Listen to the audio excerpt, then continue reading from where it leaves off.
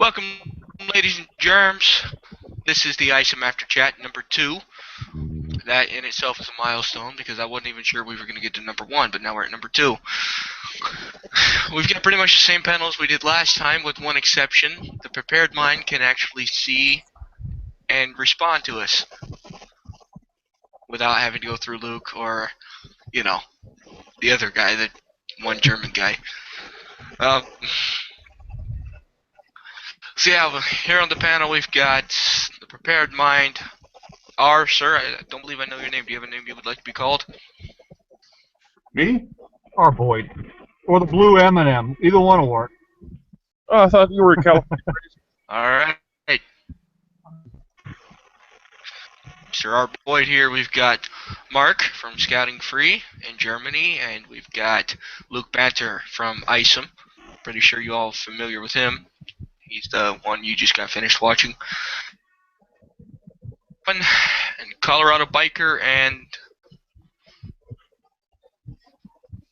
one.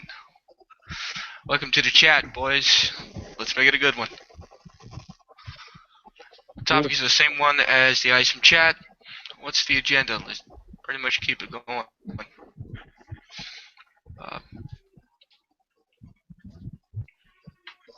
Finished from the last chat. I don't know what was it. I came in at like the last 5 minutes. It was basically the chat was asking what's the agenda of the government. What's the agenda behind everything? Yeah, it was quite a lengthy chat. It was a very good one. Pretty shitty. Yeah, pretty shitty is the agenda. The whole GH15 thing. Well, I think that pretty much summed it up. Okay, thank you for the chat, and goodbye, everyone. It's gonna be the shortest chat in history, folks. Well, come on, I didn't mean to scare the hell out of you. I think, to sum it up, it is all about gaining more and more control. All the things that have been put upon are just about getting more and more control on the people and hold them down and create an atmosphere of normalcy bias, not to think about constitution, not to think about the civil laws that are inside there. It's just bring the people down to a sheep status. That's what I say. Yep. It looks like those in the chat room, in the external there, they keep wanting to know what to stop it. What you know. And now that prepared mind here is with us, I'm pretty sure he can add his knowledge into this fact. What are some key points we can do to stop this? What are some key points we can do to, I guess, save ourselves and save this country?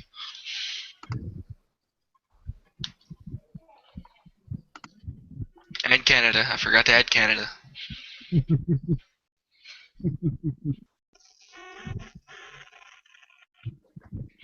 Oh.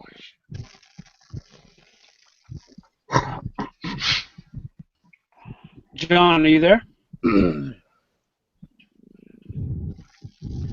Yeah, he's there. He's off. He's unmuted. Yeah, the prepared mind. Do you hear us okay? I can hear. Yeah, go ahead. Mike was actually talking to you. Do you have anything to add? Do you have anything to add to the last chat in regards to what the agenda is, or looking at what an agenda is? Is there any way of intervening here as the people and stopping it per se? Do you see anything? Did you see anything on the last chat that you said, you know what, I really would enjoy a moment to actually speak on this? So. The last chat was exceptional, Luke. I really enjoyed it. I enjoyed listening, and I'm glad I was able to possess you so you could pass along thoughts. I don't want to add anything at this time, brother. All right, very good. All right. Well, there is an open panel link down below in the description. If you would like To join, please click on that link. Hopefully it works. If it doesn't, I will post a new one. Everything's squared away just fine. Open panel chats, man. I try and always have them. I have not had a chat that was not open panel, except for a few that were special chats. And the reason being, much like what Luke describes his to be. Everybody's got an opinion. Everybody, whether good or bad, everybody's got their own opinion. We can all benefit from learning it. Seeing it from a different point of view. Always. You might learn something, you might hate the guy. Who cares? As long as we can do it in a civil manner, we end up learning something. Alright, so if you just go ahead and pop on in, everybody. It's going to be good. It's going to be good. German Pilsner? Come on. Oh, I thought it was muted. Oops. No, it's not muted. These earphones. Not so I'm not used to earphones. It's just messing me up. And you know what? I don't need my earphones in because I got nothing beeping on the outside. John's not possessed me; he's on the inside. So Yeah. So first of all, salute to this great chat, and beer is a very uniting factor, by the way. So is coffee. I'm on call. I'm always on call. I'm such a Canadian party pooper. Can't even drink I'm underage. I can only do this stuff. The hard stuff. Shine. That's good. That's good. That's good stuff. No, that was just water. Plain old water. Sure it is. Sure it is. If it helps, it is hard water. Yeah. It's hard water, yeah. Well, that's it too. You might have to look at that. I don't know. Maybe. Oh, go ahead, Luke. I'm sorry. No, Brian, go ahead, sir. You Well, hardly had anything to say. I was going to ask a question, maybe, because sometimes I wonder if we don't give government more credit than they really deserve. Like, what's the agenda? Do you think that sometimes we give them more credit than they deserve for being, having this master grand scene plan and they're smart and everything's orchestrated, or do you think that just it's been this progressive fuck up throughout the years, failed policy, and I'm trying to clean it up? At the same time, I understand the desire for wars and acquiring lands and resources and things like that. But from a policy standpoint, do you think we give them too much credit? Or do you think they're constantly trying to clean up messes and it just keeps going down the wrong path? They definitely are locked into a certain mindset, I see, and a certain way of doing things, and that the system itself that they've created and their people before them who helped create is just if a person changes their mind, you got so much resistance from everybody else in it, and so many of the old guard's still there, and then they're raised to think a certain way too. Yes, the political classes, they do come from us to a degree, and they're sort of sheeple in their own right. They really aren't broad thinkers, but they are just acting on what was handed to them to a degree. There's not enough, I wouldn't, people say, oh, you can fix it from the inside. I mean, well, you're going down to fight the spider, you're a fly, and you got to get close to that web. If the spider don't get you, the web just might, and then you're stuck in it. And can you really fight the spider if you're stuck in its web? I don't know, figurative speech. Well, I think it is, it's like that. The more you get into the subject and the more you take a certain look at events like, let's say, 9/11. Before that, many people were saying, oh no, the government is not doing things like that. the government is not able to do this. Then other people came up and said, well, it actually was, but just take a look at the 9/11. If you have this huge movement like Architects and Engineers for Truth, if you have Pilots for Truth, doubting all that stuff that happened there and having good good scientific arguments throwing in the discussion, and many more people simply get aware that it's 9/11 was way more than just a terrorist attack by some guys with box cutters. And therefore, I think, yeah, you should give government the credit that they do this. But I think we gotta be specific. Who is the government in that case? I don't think that it is the whole apparatus. I still think there are several groups, very tiny groups that pull the trigger, that pull the ropes of the puppets. And like example, the Manhattan Project. Manhattan Project was there were many people involved in this, but there was only a little group really having the whole picture and knowing what to do.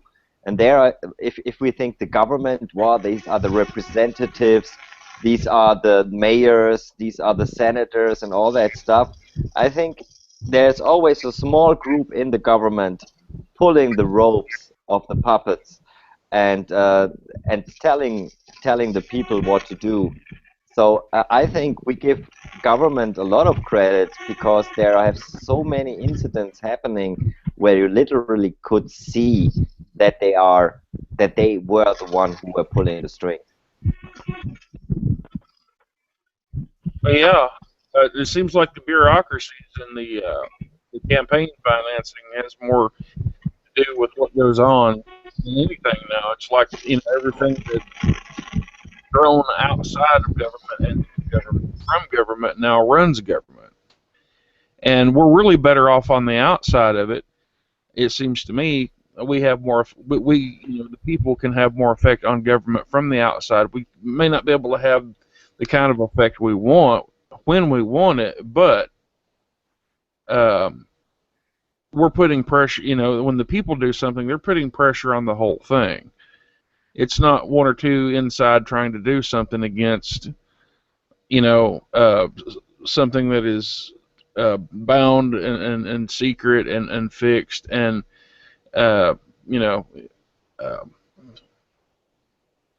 we have more. I'm just saying, as opposed to banking all on this candidate or that candidate to fix things. Nobody's going to do it single-handedly. We have to all work together. And if we got somebody on the inside, they can't do very much. Most of it's going to have to be done from the outside. They're going to have to be pressured into change as a whole, I think. Yeah, I agree, and I'll tell you, there's a little bit of a background on that question too, because I'm, excuse me, if some of you don't know, I live in North Dakota, and some of the chats that I've spoke with people on, I'm a firm believer that population centers and the number of population in a certain geographic area really contributes to mindset and policy and yada yada. And the benefit that I have here is that I am very close to local government, and we have the ability here, even though we're a large state geographically, population-wise, we're able to get pretty close to our federal representatives, right? Campaign for them. I live in the county where one is, and so we can see them, right? So they're not like these untouchable people. And what I've seen here in this last election cycle is one of them, it almost just kind of paints the picture that once they sit down in that seat in D.C., they change. So that's one of our representatives. He's doing a decent job. He just, there's something different. And there's a senator actually is coming back to the state to run for governor because she doesn't want anything to do with it. So that so this kind of on the surface it looks like, well, something's got to be up, right? one person stays and changes, the other one is there for a couple of years and wants the hell out. So that's kind of where I asked the question, and like I said, we're just kind of benefited here because we're able to, because of the population, they're not untouchable. Like, they're out and about, and we see them at grocery stores and so on and so forth. Oh yeah. I think that the best change is going to, and the most possible change is going to be a bottom-up change to the top-down problems. That's going to have to be, the starting point, the entry point. If anything is to be done, politically, it's got to start local. I mean, I believe on I think that voting can work on a small platform, on your local platform, but anything beyond that, you start getting to these people where they become part of the system. And again, when I suggested before that there's a normalcy bias within the people, but really let's not be fooled by the idea that there's also a normalcy bias within the government. There's also it within the military, the police, and I can assure you of this because there's that indoctrination that takes place, which again creates a normalcy bias. So, Absolutely agreed. So again, when you get, the higher you get up there, you got to remember there was somebody before them, and there's going to be somebody coming up after them, and the person who's coming in the middle right now will be getting indoctrinated by the person who's ahead of them and say, yeah, listen, what you learned down there in the small time, forget about that because we don't do things that way here. Now that you're up in the big time, just stick with me, and we'll teach you the ropes. Okay? You'll say, but this isn't really moral. We understand that, but listen, the rest of the people don't really understand the big game here, the big picture, and we're doing this for the benefit of all people. This is true social evolution. You understand? And they go, oh, okay. I wasn't really aware of that. It still seems like it's unconstitutional. Yeah, we understand that, but if we tried to do everything, we'd Constitution, we'd never get further ahead. We'd never be able to play the global game. You understand? Maybe something like that. The conversation, I'm not saying goes like that, but that's how I kind of picture it in my mind. You know what I mean? Because I know what it's like in policing. It's the exact same thing in policing. It's the exact same thing, and that I can speak for. So. And law enforcement is that way. They go, look, everything you learned in police college, forget about it. That shit's going to get you killed out here. All right? I'm your training officer. I'll take you under the wing, and we'll go from there. Constitutionally, yeah, well, you have to keep in mind the story you're going to tell has to paint the best balanced picture that wins everything over when you get to the end of the game, and that's going to be what wins. You understand? And they go, oh, okay. And they don't know because they want to do the right thing. They want to continue their journey up, you know what I mean? And I think this is where most of the problem lies. And then again, somebody in the external said the same thing. And I don't know who it was that said it. I wish I could find out who the hell said it. And I apologize if I'm not giving you credit for saying it, the person on the outside. But they said that basically our government doesn't run itself. You know what I mean? We don't run our government. It's somebody beyond that that's really truly running the government. And I would strongly suggest that's accurate. I really would. On the federal level, there's opposing outside forces that make a lot of the decisions. Ultimately. Yeah, I agree, and probably the biggest reason I ask because here as of late, and Mark in the last chat, he actually nailed it, and when he answered the question when I posed, so what's the solution, right? And I think it's too far gone as well, and I've taken it to the point where I used to be, up until here recently, if it doesn't have anything to do with my local little city, I don't pay any attention to it. I really have pretty much all but abandoned following politics on any level, unless it was like maybe, and this is going to maybe sound bad, but unless it was like a gun measure on the state level, I didn't follow it. I mean, a few years ago I was at the Capitol testifying in judicial committees and stuff, and this year I just like whatever, man. I gotta, my whole mentality turned towards I don't think it's fixable, and I got to buckle down and get ready for it, but. That's kind of where I was at. Maybe I don't want to turn it into should we vote or not because that's been a dead horse. But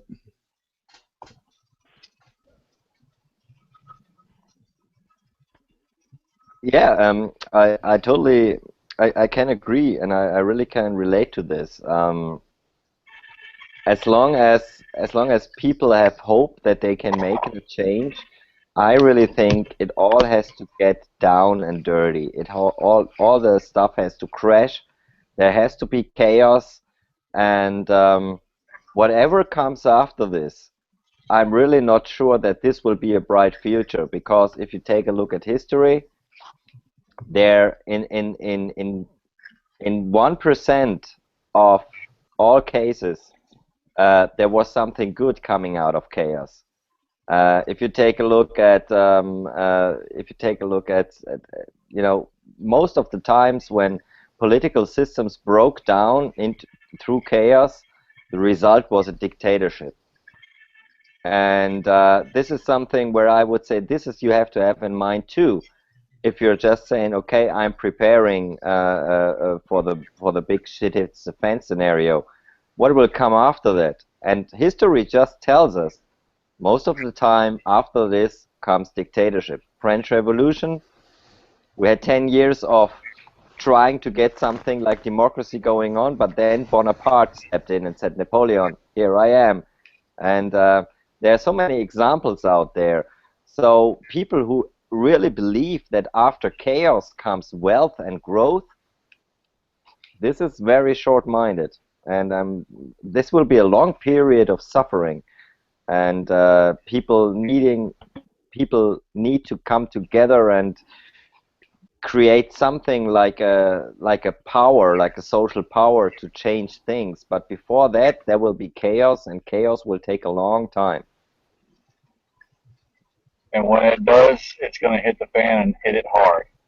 And the longer any war goes on, you can rest assured there's going to be so much civil disobedience, and it's just going to be crazy, absolutely crazy. You're talking massive famine, just out and out anarchy. And I can see that now. A lot of people can. And you, me, Luke, everybody, all of us. And when it hits the fan, it's going to hit it hard. A lot of people don't see that in this day and age, you know. But, Yeah, I would say that it's a large part due to a lot of people just haven't studied history. Exactly. Exactly. And I'm one of them, but I'm still young. I've got an excuse. I haven't had a lot of time to. Well, I assure you, it'll come back on you. You'll see that history will repeat itself, and when it does, it's not going to be pretty. I'm sure Luke can, stand behind me on that one. It's not going to be pretty. Yeah. Well, yeah, I mean, I think a lot of people can stand behind that idea, but I'd say, Mike, to your credit, honestly, you are more in tune than a lot of adults that I know. And quite frankly, right where I live, I'll be honest with you. And if you're listening out there to people where I live, certainly, pay attention to the show, tune in often. That's all I got to say to you about that. But one thing that Mark had said that I want to touch base with here again, and again, even what our boy had said as well, it is, and I'm going to ask this question. We talk about shift. We talk about shit hitting the fan. So, again, what's the agenda? Well, what is going to bring us into that? So I guess this is almost kind of what I wanted to get to in the original show, is that what is going to cause that potential shit hit the fan scenario? What are we looking at? You know what I mean? I think that there's a lot of people that have different ideas on what that could be. Is it going to be, a financial situation? Is it going to be a World War III, a combination of such? Is it going to happen this year, next year, 5 years from now, 10 years from now? Will it be us having to go live in the wilderness? Is it going to be massive deaths on a massive level? Is this just going to be, a depletion of our way of life? And we're going to have to live on, $20 a day, opposed to, $100 a day that the average person may live on, or $80 a day. When I do see it happening, I see a lot of people not even being able to have money to make it. I see a lot of people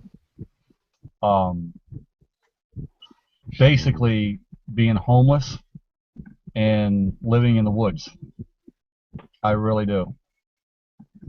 Because when it hits the fan, who the hell, how are you going to pay rent, collect rent when no one has a job, when there's no jobs out there to be had? See what I'm saying? Right. But Yeah. the second question, what's going to be the cause of that? So we're Jim? still going back. Oh, go ahead. Go ahead, John. You have a response to that? Go ahead, sir. Yeah, I don't think it's just going to be one thing. It's going to be a combination of factors, and one will lead to another.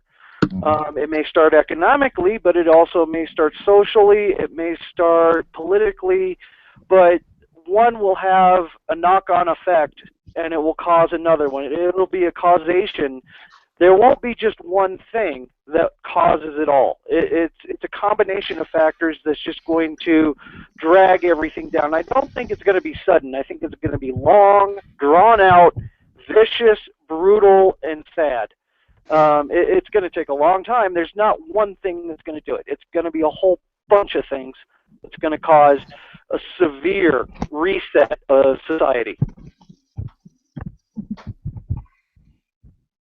Okay, fair enough. John, did you want to chime in there, sir? Sure. Well, what I'd like to say is that one of the things I know we can all agree on is it is out of our hands what is going to happen with the economy or war or anything that on a world level. What I'm going to predict, and I'm going to start with the premise that the New World Order is trying to take over the world. And they're not going to want to lose control of it completely. They don't want it to get out of hand.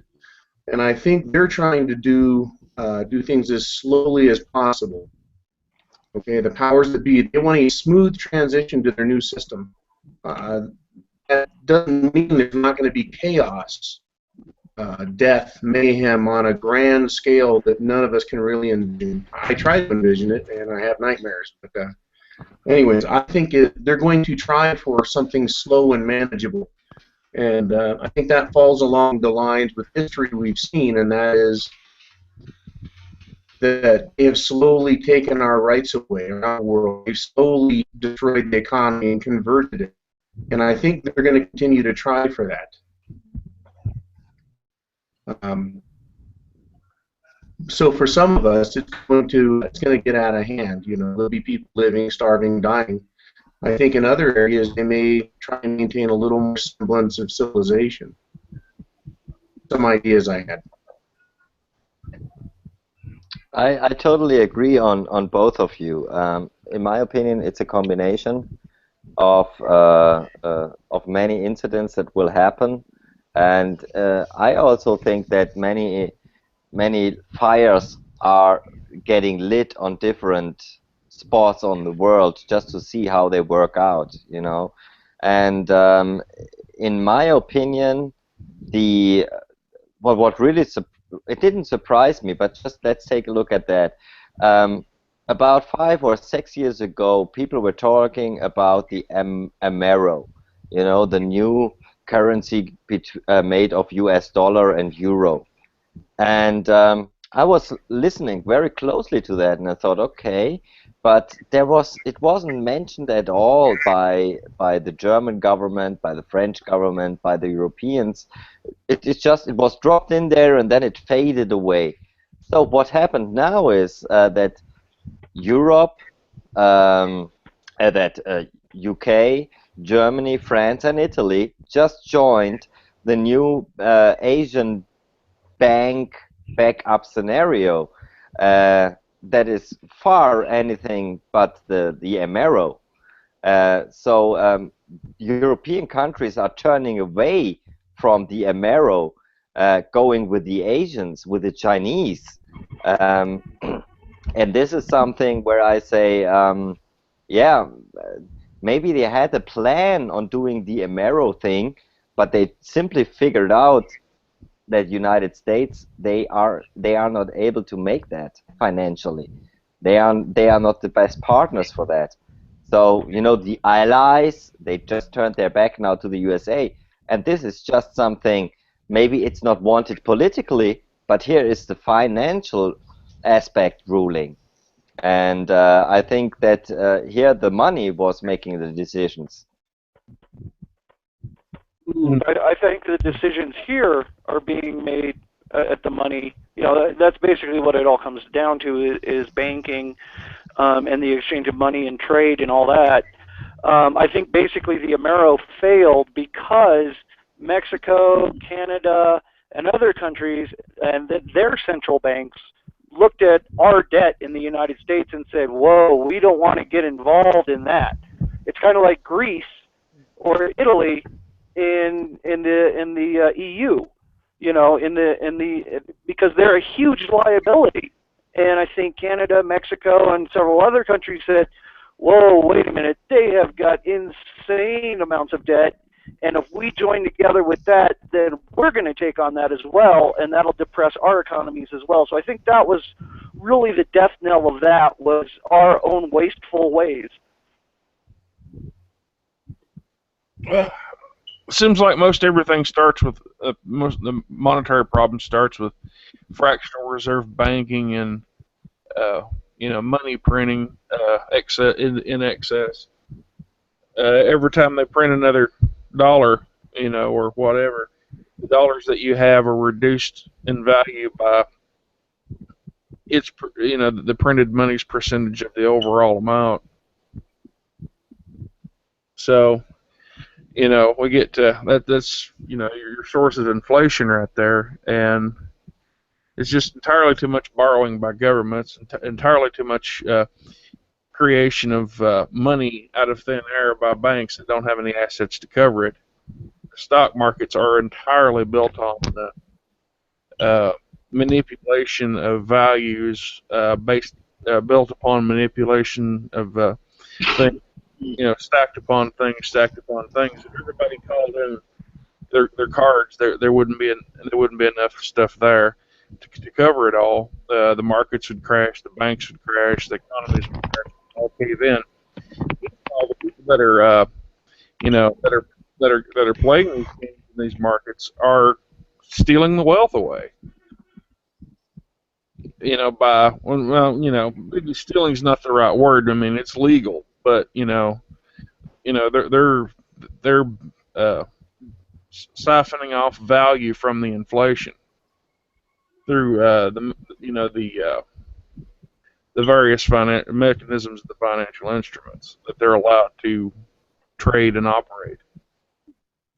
Yeah, it's just too fucking messy, and it's it's a gamble, but the thing is, they're gambling with stuff that's not theirs. They're gambling with other people's stuff, and when they lose, we lose too.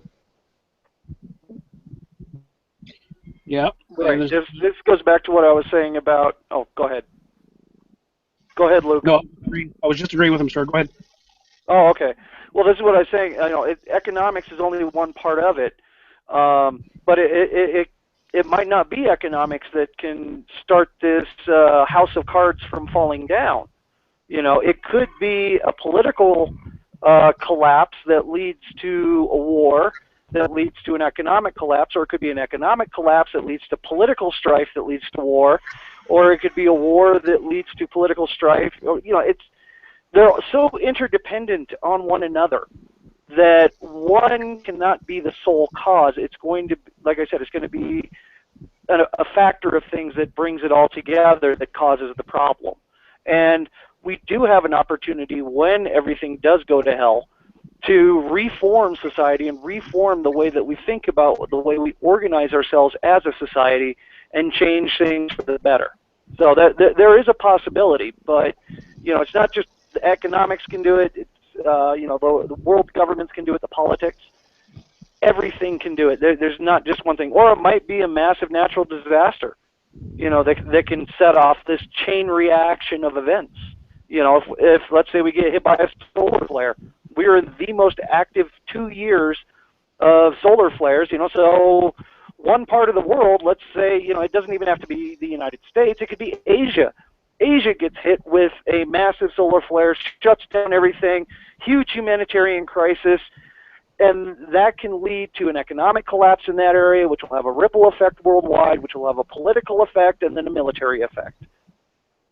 So it's not just one causation that will do it. It could be one causation, but it will be a chain of events that will basically take things down. It's happened again and again. Now we're even more vulnerable to it because we are so interdependent and interconnected, both economically, socially, and politically. Yeah, and through taxes, we are entirely taxed too much. And to recover those taxes, we have to exchange in through the banks, through the system with the fiat currencies. Bartering exchange is highly discouraged. This is what the market should be doing, buying and selling, bartering and exchanging, but that's not really what they do anymore. On the lower levels, yeah, but above that, it's just a bunch of paper shuffling. And the most of the money that's made is more off the paper shuffling. It would seem than the actual materials themselves. I think it would be a good thing to get into other things, maybe like Bitcoin or bartering. Of course, Bitcoin, that's another fiat. It really has no value, but then again, in this current paradigm, we could use that. But when it gets right down to it, if the whole thing fell apart, the only thing that really matters is labor and materials, or something that can be used. If it's no use to you, if you can't eat it, or if somebody can't do some work for you to feed themselves from something that you have built up, that you can okay, here's you a loaf of bread and a can of beans, then there's a problem, and saving is discouraged, and real wealth is disappearing. People don't really have real wealth anymore. Everything just about that they own is mortgaged, and we're really living from hand to mouth, one paycheck away from total poverty, and we're so used to it, we just keep on trudging along like, everything's good. See, the stock market's up. Well, that ain't money I'm making. That ain't money you're making. Those people don't spend that money back into the system. They take it and they take it overseas and stick it into a bank account. Let me jump in there. Many people think that if there will be a crash, for example, the solution will be a so-called currency reform. This is what we had in after World War II. So everybody got 80 German marks. Everyone. No matter, everyone got to start up again 80 German marks. What many people didn't have in mind is that there still were people who owned houses, who owned things to trade, that were just from the start richer than others who had nothing. And have that in mind, that even if the whole system would break down, those who already have houses, big lands, big areas of lands, big woods, big stuffs to store, big, for example, cars and all that stuff, those are still the people who will profit. The rich will get out of this, even if there's a currency reform and everybody is getting set up down. The rich that already have something, they will be the rich too, even if there's a currency reform coming. Yeah. I hope you get the point. Oh, I do.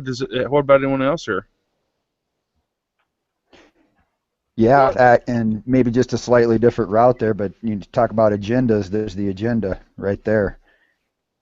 In the grand scheme, to get us dependent on them. And AISOM just did I think the video might be a little bit old, but it's like 60, how many different welfare programs are there? And the percentage of people that are on that are just staggering.